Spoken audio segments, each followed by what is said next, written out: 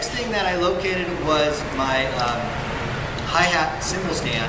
So the hi-hat cymbal stand actually comes in a couple different pieces, and I'm going to show you how to assemble the stand first, and then we're going to put the cymbals on. The cymbals come in a pair. So there's two cymbals like this. They're 14-inch cymbals. In this particular set, they're evenly weighted. Some sets, when you buy better cymbals, you'll have a heavier cymbal sometimes on the bottom to give it a little bit of a different sound. But this great set here is a beginner set, evenly weighted. And really the key on this is going to be the whole hi-hat assembly. This is a chain drive. You can see the chain here, and it comes in two parts. So this is over here the stem. I've got that part, and then this is the stand part and the pedal. So the pedal actually has this little wire bracket over here, kind of a heavy-duty wire, and it fits right into these two little holes here like this. And that's going to allow the pedal to travel.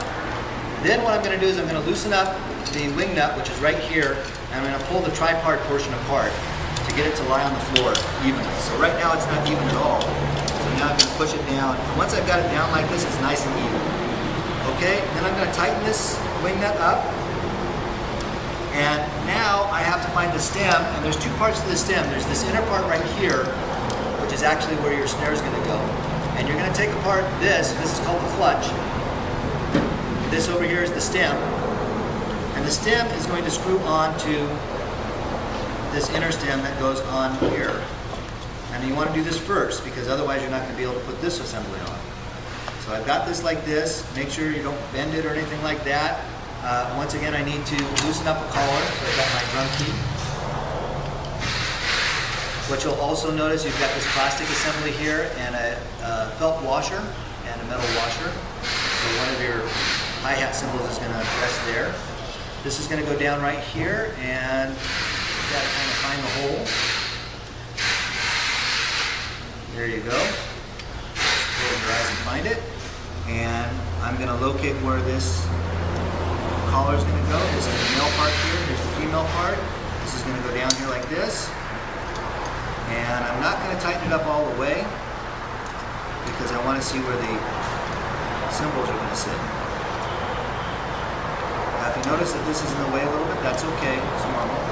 Just have to tighten around it.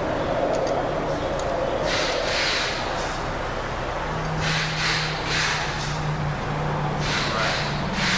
Now that I've got that part, if you might be able to see this, this is actually moving up and down. This whole portion right here, this portion right here is moving up and down. So that's a key part. Now if this was tight, then you wouldn't see this other portion moving. So once that's in there like that, you're able to get this moving pretty good.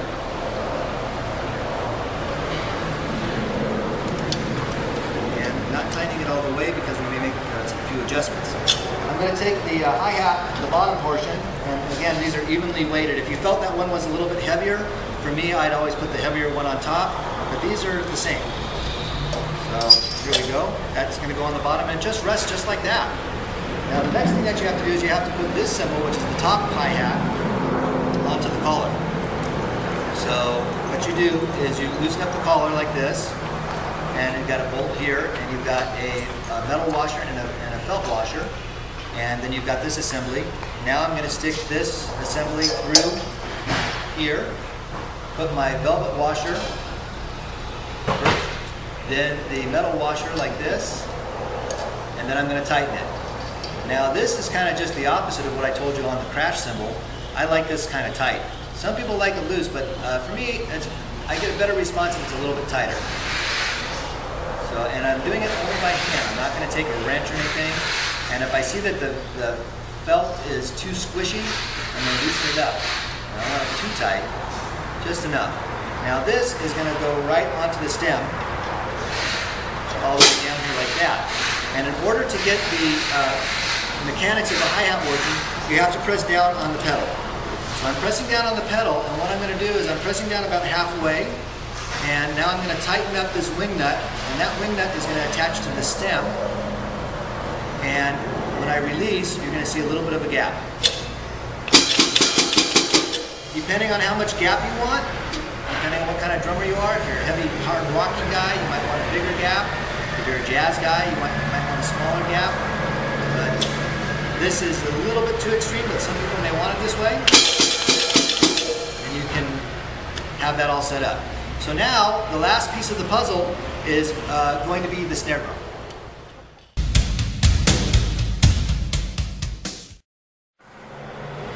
With the DeRosa 522 set, you actually get an upgraded snare drum. Some snare drums that you get with the beginner sets typically come with the same PVC, matching PVC. But this set is, first of all, it's an 8-ply birch, very, very nice wood. Got a little better hardware, a little heavier on the drum heads, and the stands are all double brace stands. The kick drum pedal and the hi-hat pedal are chain drive. These are the type of things that you want to look for in any set. But this is an upgraded set, and it comes with the metal snare drum. And the metal snare drum also has a muffler in it, which a lot of the snare drums don't have. So you can see the muffler there. We'll talk about that shortly. But this snare drum already came assembled, and all you have to do is basically take out the stand, which is pretty much assembled, pull it apart, the tripart portion, put this on the floor to make sure it's basically stable, tighten that up, and this is called the basket. And the basket, snare basket, folds down like this. Now, depending on how big your snare drum is, this is a really good snare stand, by the way. Depending on what kind of snare you have, you can make the basket a little bit smaller. You can make it, this is as wide as it's going to go. So this is a 14-inch snare, and this snare stand is set up for a 14-inch snare. And this is going to fit in right over here, like so. And I can tighten it up by raising the basket up a little bit. And then there's also a plastic clutch here, and you can tighten that as well. And as you tighten this up by hand, not over tighten, you can see that actually the basket's tightening up and it's securing the stand. So I just go till I basically feel that it's tight. If you over tighten it, you're going to break that, and that's not good. So what you want to do is basically tighten it up, and this way you can see that the snare is pretty much going to stay in place. Just like that. Now, also on this snare stand, it's got a feature where you can tilt it. So once again, you don't want to be too extreme. I'm going to give it a little bit of a tilt, just a slight tilt, maybe about this much. Oh, that's too much, right about there. And I can tighten that down. And then over here, I can adjust the height. So this is another collar here. And if I loosen up the collar and I loosen up this, I can raise it a little bit because I'm a little bit taller. I want it right about there for me. Once again, I'm building this up for myself. If you're building this up for somebody else, and they're taller, you'll go slightly taller. If they're shorter, you'll go slightly shorter. Depends on your player. This is a great set for any beginner. You could be 9, 10, 11, 12, 112. It's a great set. I play with one guy that's 85. Believe it or not, he plays on a set like this too. 85 years old. I've got all the pieces together now, so what I'm going to do is I'm going to start arranging them so you can see exactly how the set goes.